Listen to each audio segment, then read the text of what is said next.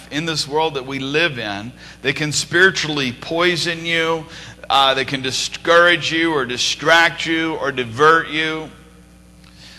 And this morning, faith is actually an action word, because real faith moves beyond just a mental consent and compels us to do some things. One man has said, Christianity is not about what we don't do, but rather what we do. There's a lot of folks basing their Christianity on the negative instead of the positive. In other words, well, hey, at least I don't do this and I don't do that. I don't cuss, I don't drink, I don't smoke. And you can list all the things that you don't do.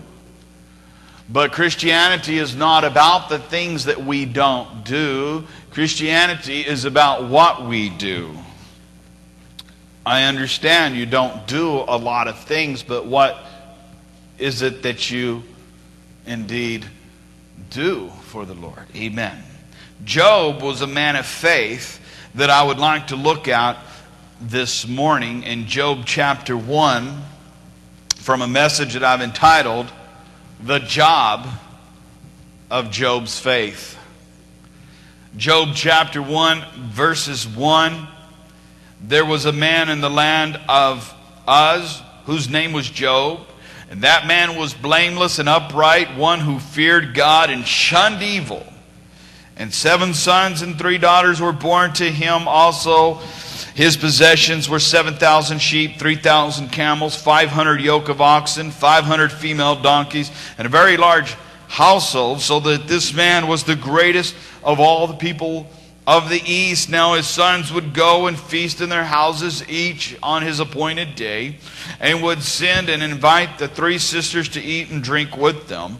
So it was, when the days of feasting had run their course, that Job would send and sanctify them, and he would rise early in the morning and offer burnt offerings according to the number of them all. For Job said, it may be that my sons have sinned and cursed God in their hearts. Thus, Job did regularly. Regularly, he called for them, sanctified them, prayed for them, made sacrifice for them. This took work.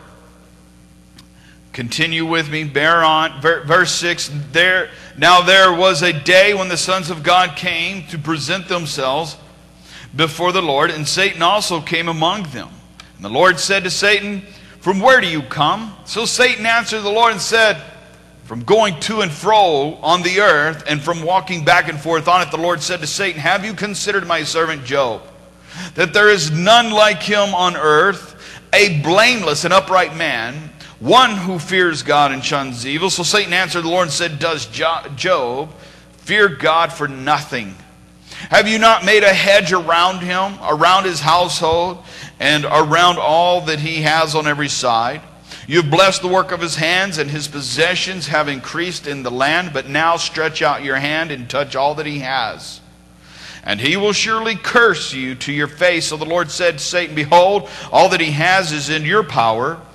Only do not lay a hand on his person. So Satan went out from the presence of the Lord.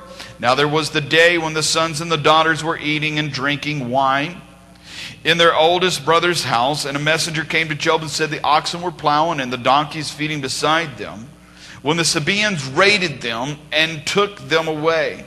Indeed, they have killed the servants with the edge of the sword, and I alone have escaped to tell you. While he was still speaking, another came and said, The fire of God fell from heaven and burned up the sheep and the servants and consumed them, and I alone have escaped to tell you. While he was still speaking, another also came and said, The Chaldeans formed 3 bands, raided the camels and took them away, yes, and killed the servants with the edge of the sword, and I alone have escaped to tell you. While he was still speaking, another also came and said, Your sons and daughters were eating and drinking wine in their oldest brother's house, and suddenly a great wind came from across the wilderness and struck the 4 corners of the house, and it fell on the young people, and they are dead, and I alone have escaped to tell you. Then Job arose, and he tore his robe, and he shaved his head, and he fell to the ground, and he worshipped. And he said, Naked I came from my mother's womb, and naked shall I return there. The Lord gave, and the Lord has taken away. Blessed be the name of the Lord. And all this, Job did not sin or charge God with wrong. I want to talk to you first of all about faith in others. Having faith in God for others. I want to talk to you about having faith in God for others, even. Because we cannot, or we must not, make life solely about ourselves. Once we do, we become miserable and we miss the meaning of life.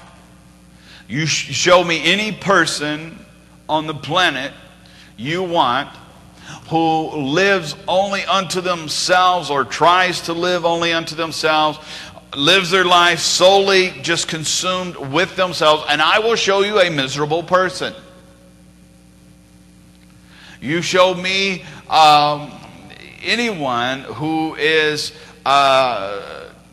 just totally self-absorbed, living for themselves. I don't care who they are, how much money they have, how much money they don't have. I will show you a miserable person. And I'll also show you a person that if something doesn't change before too long, a person that will begin to have psychological problems. I.e. Michael Jackson, who had, just recently died. This man had severe psychological problems. Deep emotional problems. He began to try to escape his psychological problems from living his introverted life through drugs, and his drug addiction got so bad and his sins began to run so deep, he began to go so crazy, being as self-absorbed as he was. He got to the point where he went all the way from Tylenol PM to sleep to having a doctor inject him with the stuff that they inject people before a surgery, an anesthesia, which they say it's a different type of thing. This doesn't really make you sleep. It knocks you out. It comatizes you. It's a different. But this man is so tormented. He had to have something that extreme to find, some temporary peace.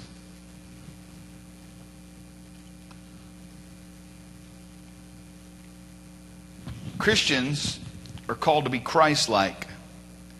One thing Christ did was he did not live his life unto himself. He had faith. He demonstrated faith in God the Father for others. Christ made the spiritual welfare of others his priority. That is our example. Jesus came to seek and to save the lost. The church must be engaged and must be involved in this work of seeking and saving the lost. Jesus constantly prayed for his disciples. The church should find itself. There's a reason, church, this morning why we have outreaches and why we have prayer meetings. Amen.